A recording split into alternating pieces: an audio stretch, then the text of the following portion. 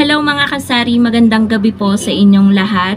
So medyo late na akong magbablog tonight kasi gabi na tonight. Kasi guys, medyo madami akong ginawa kanina and then eto hindi ko na kayang ipagpabukas pa yung pagbablog nito para may upload na din natin to bukas.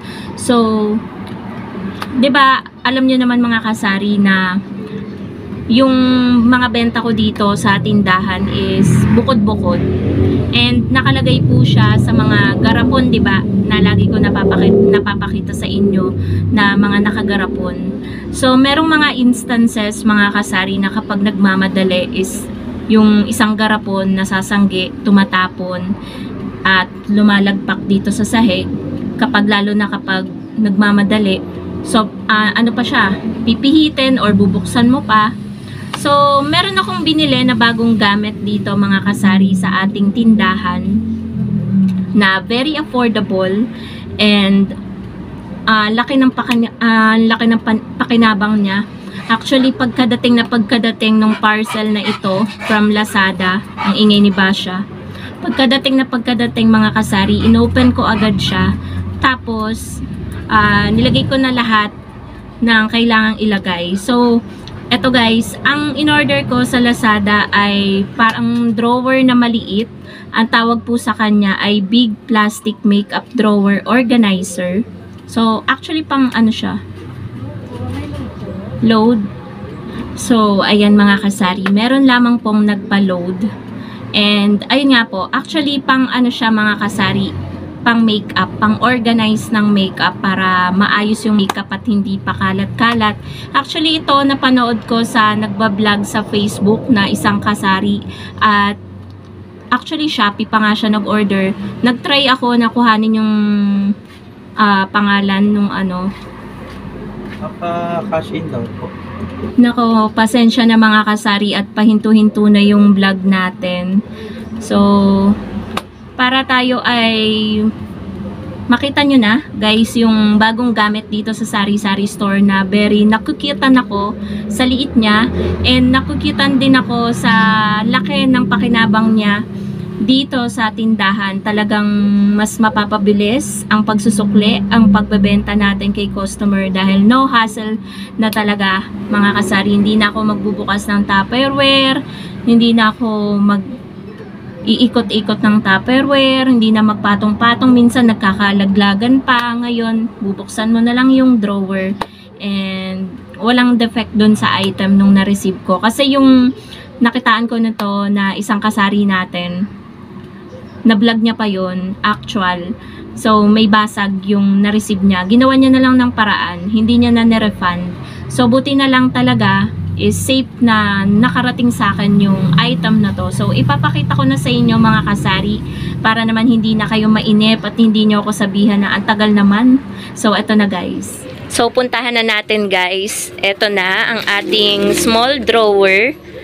So, dati kasi guys, actually tinapon ko na yung mga ano natin, nakalagay na doon sa sako, doon sa dulo, yung blue sako, yung ibang mga garapon na ginamit natin. Ang natira na lang is ito yung tinira ko kasi pwede pa siyang malagyan ng candy na paninda natin. Buburahin ko lang yung label na nakalagay ay alak.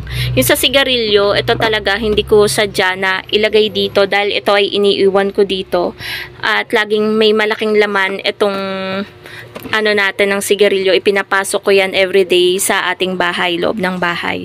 So, eto guys, yung aking bagong gamit dito sa tindahan na para sa akin, napakalaking pakinabang. Nagamit ko din yung pinakaibabaw niya para sa ating mga makeup. Ayan. To blush on lipstick. Anong tawag dito? Primer. Anong tawag? Curler. Ano to? Mascara. So, lipstick. Ayan. So, eto na guys. Eto actually, natuwa ko dito kasi ginawan ko lang siya ng division. Makikita nyo, karton lang na inanuhan ko ng glue stick. Ayan. So, hindi din lumulusot yung mga barya. Etong barya dito, hindi siya mapapapunta dito kasi nilagyan ko din ng glue stick dito. So, ayan. May ilagayin tayo ng benta natin sa bigas. May lagayan tayo ng benta ng mga frozen goods. Tapos dito, 'di ba ang cute niya? 'Di ba? Oh. Tapos benta natin sa yellow. Yan po ang benta natin sa yellow. Ganyan po kalaki ang pakinabang sa benta ng yellow. 'Di ba? 2,000 plus. Pambayad natin yan ng ating kuryente. Kasi guys, kinompute ko na medyo malaki yung consume natin ngayon na kuryente. Abot ng 2 plus. So, ayan, meron na po tayong pambayad kahit wala pa po tayong bill na dumadating. Napakalaking help talaga. And then guys, ito ay benta naman ng alak. So, ayan. Ang cute talaga. Ang cute-cute talaga. Napakabilis ko na yan, guys. Wala talagang depekto na akong nakita dito or anything na crack. Talagang maayos ko siyang na-receive. And, minsan kasi, guys, pag nanggagaling to sa seller, wala talaga siyang depekto. Nagkakaroon lang siya ng depekto sa mga nagde-deliver kasi minsan patong-patong. Tapos, so, pasensya na mga kasari, pahinto-hinto na talaga tayo sa pagbablog dahil ang daming bumibili. Ako lang yung nagtitinda dito sa loob. So, sorry na guys. So, ito na yung drawer natin. Medyo ngarag na medyo na ako sa pagbablog. Pahinto-hinto na kasi. So, ayan. Ayan yung drawer.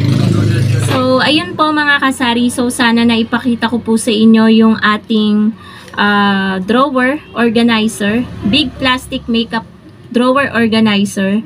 So, yung drawer natin na lagayan natin ng bukod-bukod na benta.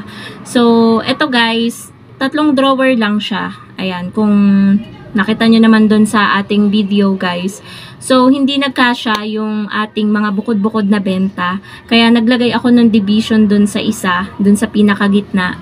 Para nga makumpleto lahat ng bukod-bukod natin. Yung sa sigarilyo, sadya ko yun na hindi ilagay dito kasi hindi ko naman ipinapasok itong small drawer natin. Yung benta sa sigarilyo, laging maraming laman yun. Kaya ipinapasok ko siya every time na magko-close ako ng tindahan. Kasama yung ating red na cash box na lagay natin sa GCash natin. So, ayun po mga kasari, ang pansin ko na naitutulong ng ating maliit na drawer ng bukod-bukod na benta natin is mas napabilis yung pagsusukli natin kay customer. Kasi kapag nakalagay kasi sa tab na ganyan, yung benta natin for example kunwari sa ano ba yun? Sa yellow. For example, may susuklian ako. Gaganyanin ko pa siya, iisa-isain ko pa, hanapin ko pang ganyan. Ito kasing binili ko is transparent siya. So makikita mo yung laman ng loob ng drawer. Kaya sinadya kong transparent. Hindi ako nag-order ng pink, hindi ako nag-order ng red. Sadya ko na transparent para alam ko na agad na ay madami ng laman yung benta natin sa yellow, benta natin sa alak, ganyan. So, ang laking help niya guys at nagustuhan din ni partner yung binili ko na yun. Actually, nung dumating nga yung parcel na yan, yung ating maliit na drawer, nasa loob ako, may ginagawa ako, busy ako sa loob ng bahay. Ang nag-receive niyan ay si partner. So, sabi niya, ano na naman tong order mo? So, nung pag-open ko, tinanggal ko sa box, wala siyang naging reklamo, lalo na nung nakita niya na nakalagay na dun yung mga benta at maganda naman talaga yung maitutulong niya dito sa ating store.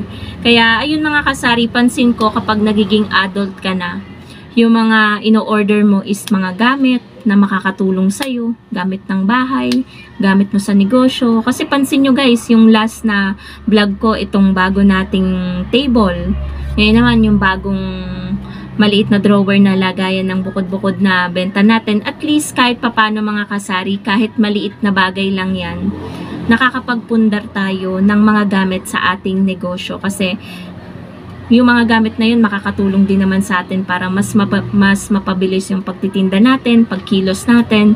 So ito po, itong ating big plastic makeup drawer organizer ay na-order ko po sa Lazada. Meron din po niyan sa Shopee. Pero kung gusto nyo pong mag-order nito, ilalagay ko po sa description box mga kasari yung link ng pinag-orderan ko. Ito po ay nakakahalaga lamang ng 170 pesos. Free shipping ko po siyang nakuha and very worth it. And very satisfied ako guys sa aking order. So dito ko na rin tatapusin mga kasari itong aking vlog. Kasi nga kung papahabain ko pa mamaya baka may bumili na naman. May istorbo na naman tayo sa ating pagbablog. So ayun po mga kasari. Sana nagustuhan nyo itong shinare ko sa inyo. And kung may kailangan kayong i-organize dyan na naghahanap kayo ng mapagkakatiwalaan na mapapag-orderan. So i-check nyo guys yung link nun sa description box dito sa ating vlog na to. So, yun lang guys. Bye!